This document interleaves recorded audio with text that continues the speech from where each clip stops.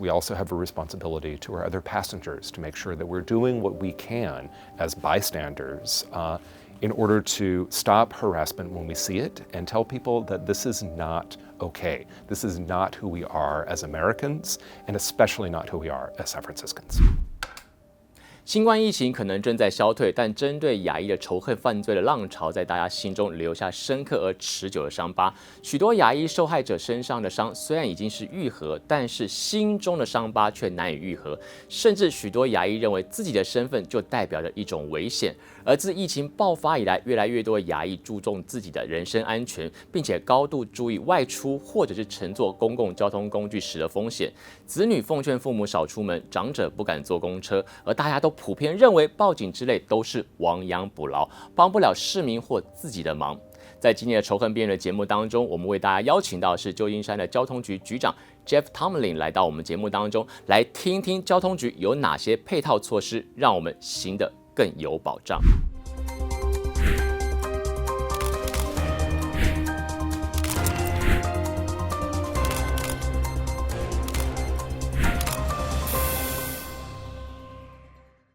欢迎收看今天的仇恨边缘。在今天节目当中，我们特别为大家邀请到是旧金山的交通局的局长 Jeff Tumlin 来到我们节目当中，就从这个交通的问题来关心我们今天整集的这个话题，一块欢迎他。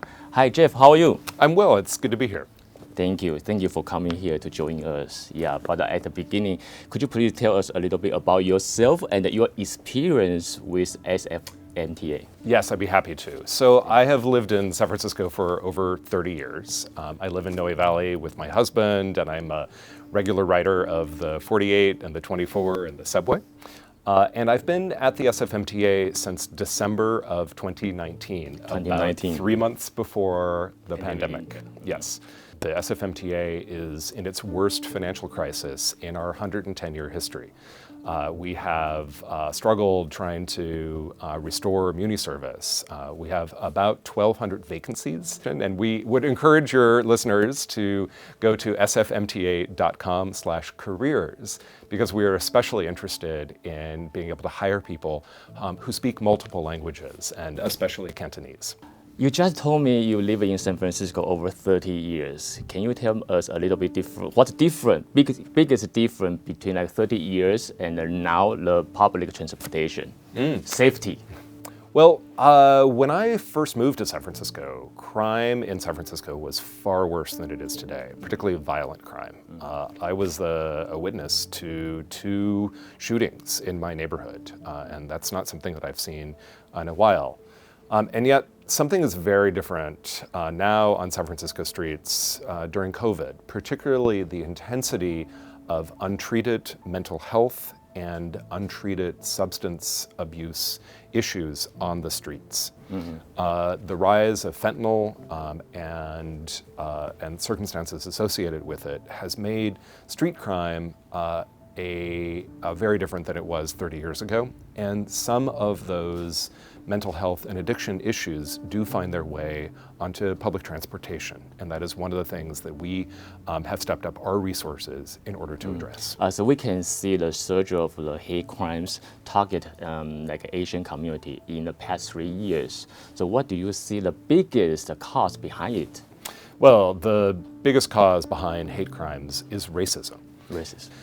In order for the United States to fulfill its true promise, we need to make sure that this entire country and all of our communities are welcoming to everyone and that all communities feel safe. This is one of our most important tasks as Americans, is doing the work necessary to stop all forms of racism and hatred in our society.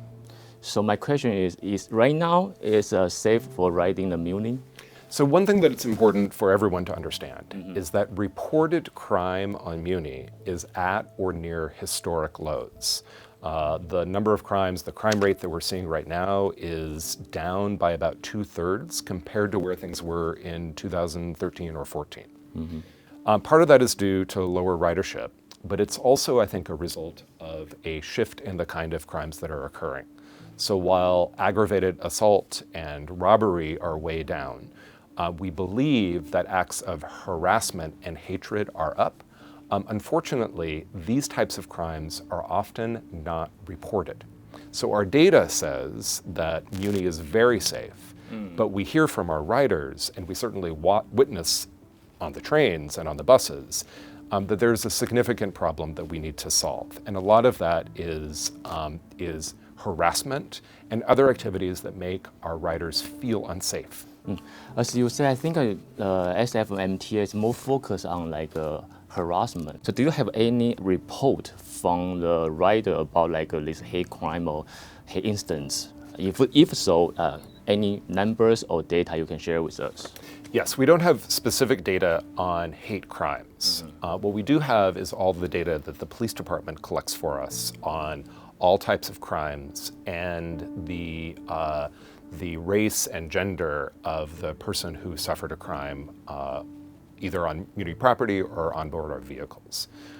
And those reported crimes have been fairly consistent by race, but what we're missing is the crimes that are not reported, particularly hate crimes. And this is where we really, really want all of our riders to be letting us know when they are being harassed or are experiencing hate or other things that make them feel uncomfortable while riding public transportation.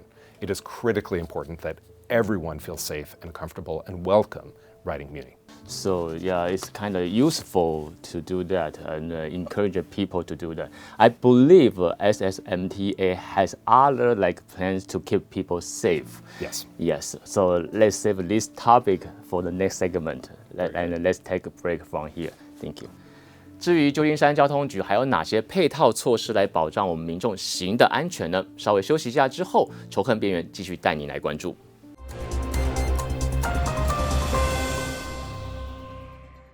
疫情以来，旧金山的地铁跟公车的载客量都有所下降，而公车上的袭击事件仍在持续当中。乘客在乘坐交通工具时，不应该担心他们的生命安全。为了帮助乘客们的乘坐交通工具时更有安全感，交通局除了加强对交通工具的监管之外，还有哪些方法来教育民众或者来帮助乘客呢？在今天的仇恨边缘的节目当中，我们继续跟今天的嘉宾，也就是旧金山的交通局局长 Jeff Tumlin 来聊这个话题。继续来欢迎他。Hi, Jeff. I heard about the Muni Safety Program. So what's that? Can you share a little bit information with us?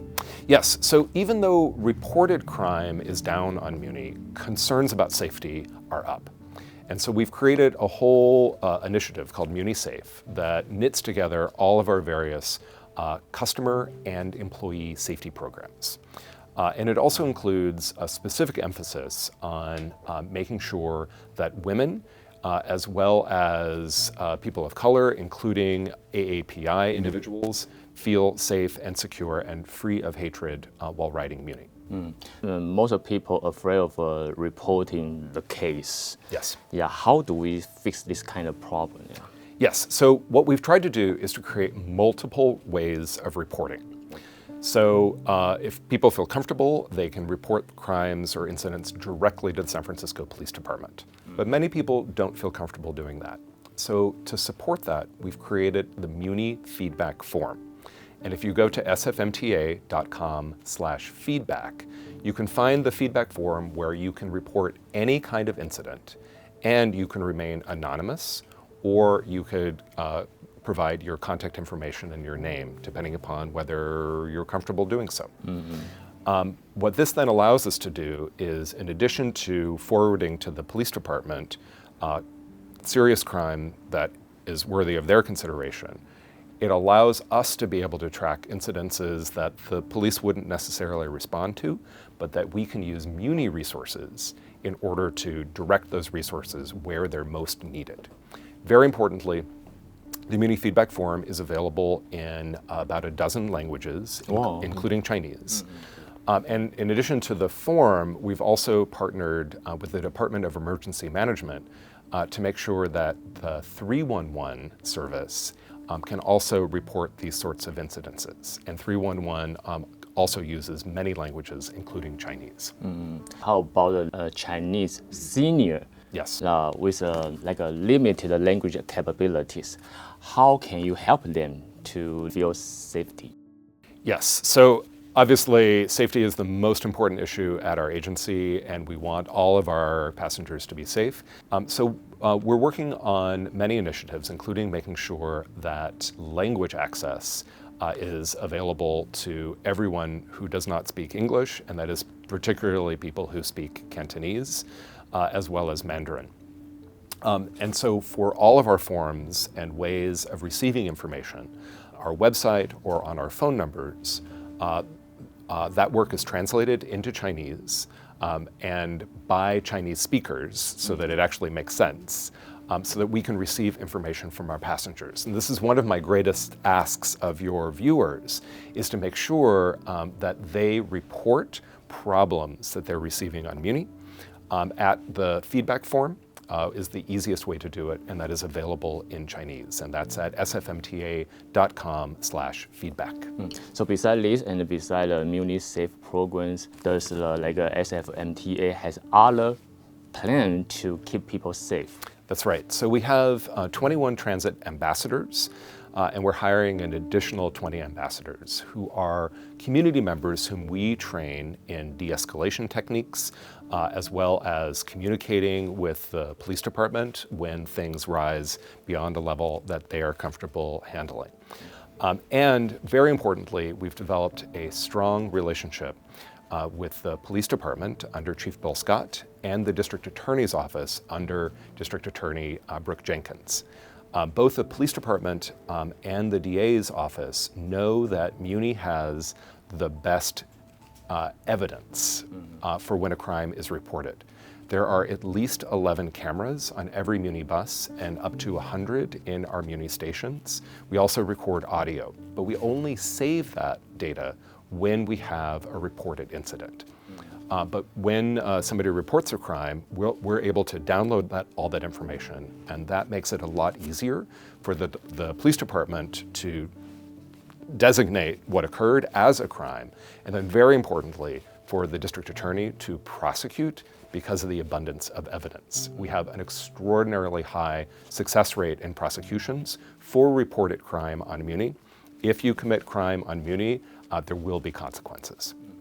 So if someone is experienced like a hate crime while on the public transportation, what should they do?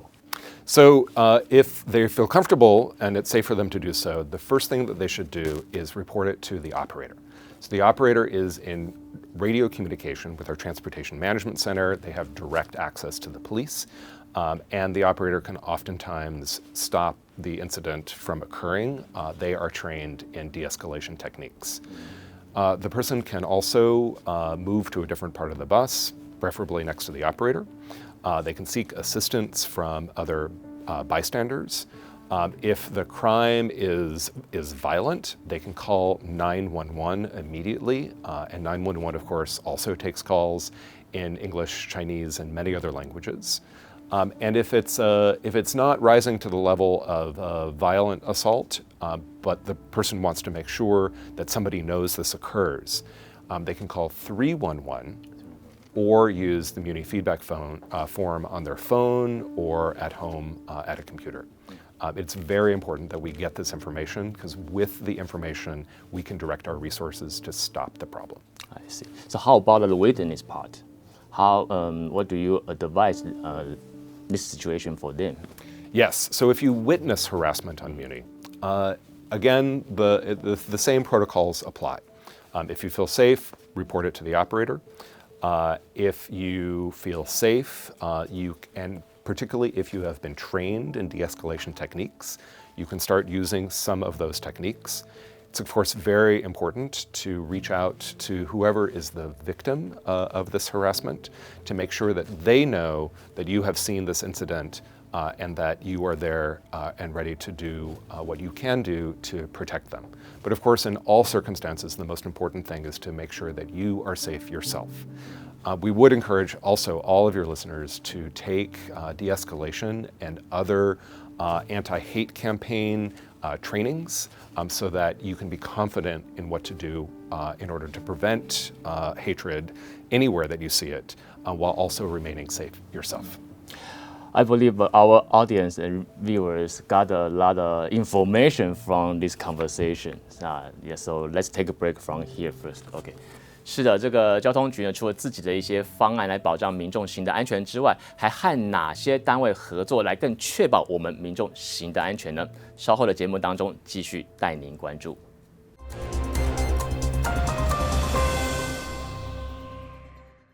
旧金山交通局的工作人员和警察局的执法人员合作，采取措施，合理改善犯罪事件数据的上升，并在公共交通上提高工作人员的可见性，从而呢是有效来限制对乘客甚至对长者袭击事件的发生。而除了交通局自身的力量之外，又和哪些单位来合作，来化解或限制仇恨暴力的冲突，让乘客特别是长者能够安全出行呢？我们继续请到的是旧金山的交通局局长 Jeff Tumlin 来到我们节目当中。Hi Jeff, so can you expand on other agencies you're partner with to keep our riders safe? Yes, well, our biggest partnerships, of course, are with the San Francisco Police Department and with the District Attorney's Office. They have been powerful supporters of our efforts around keeping Muni safe and also making sure that people who commit crimes on Muni are appropriately dealt with. We've also had a very good relationship with BART. We have shared stations with BART downtown, and BART has its own police department that we're in constant contact with. The mayor's office and other city departments have also a significant ambassador program that is out on the streets, along Market Street, in the downtown, in the Tenderloin.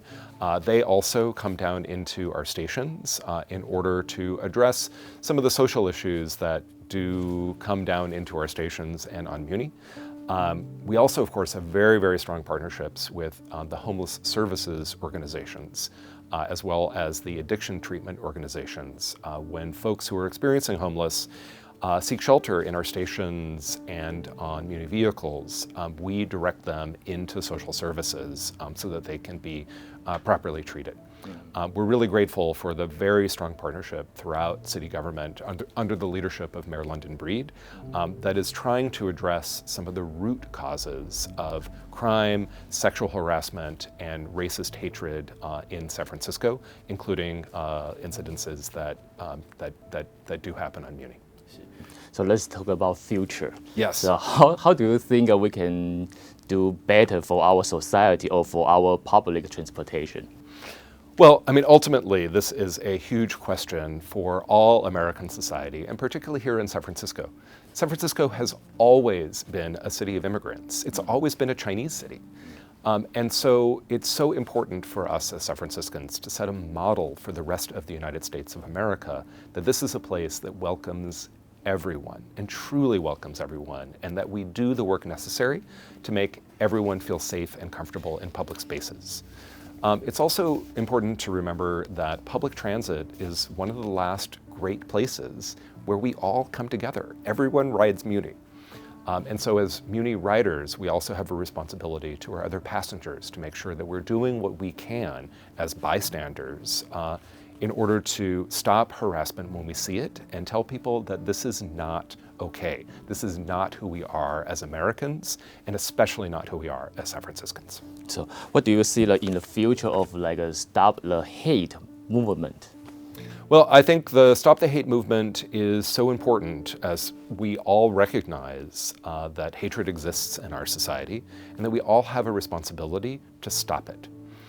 It also recognizes that we have a responsibility to start our interaction with other people with compassion and curiosity, particularly those of us who live here in cities and diverse, glorious cities like San Francisco.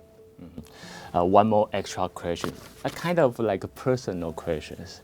Yeah, why the Muni tickets always raise the fee every year? Well, so every year our costs increase. So our costs are largely driven by our workforce, the operators and mechanics and accountants who run the system.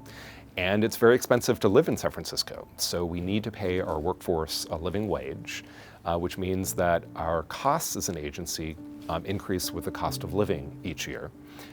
And historically, Muni fares have been about 25% of our agency's total revenue. So in order to be able to continue delivering service, we need to increase our transit fares accordingly. And we haven't actually raised our fares throughout COVID because we know the economic impact that COVID has placed on small businesses and families all over San Francisco. So as I mentioned earlier, I believe our audience get a lot of meaningful and useful information from this conversation. Yeah, thank you so much. Thank you for having me. Thank you, thank you. 如果亚裔或是华人社会的新闻中，常常都是亚裔或者是长者被殴、被抢、被杀，势必影响民众你我的生活。就算公共交通工具变得更加便利，相信你还是会奉劝父母或家人少出门，尽量不要乘坐公共交通工具。而民众当然有行的自由，而行的安全自然是重中之重。面对仇恨、暴力、仇视亚裔，交通局的措施或者是报警，当然是不可缺的重要环节。但最主要的还是你我遇到这样的问题，该如何的接受它、面对它、处理它、放下它，才是最重要的。感谢您收看今天的仇恨边缘，我是海翔，我们下回节目再见。